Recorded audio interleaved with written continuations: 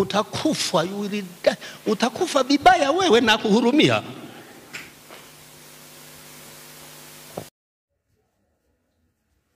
Shehe, vipi shehe? Shehe, vipi shehe? Shehe, asalamu alaykum.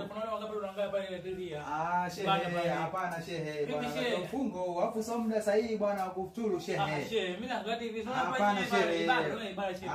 Shehe. Shehe, bado uni ibada shehe pale. Unafuatilia kipindi wapi shehe? Bado mwana nini shehe? Hapana shehe. Shehe, bado pale. Shehe, unazungumza ni kweli au shehe? Mungu anakuona shehe. Shehe, bado angalia shehe. Hapana shehe bwana. Huyo paka anafanya nini tena huko shehe?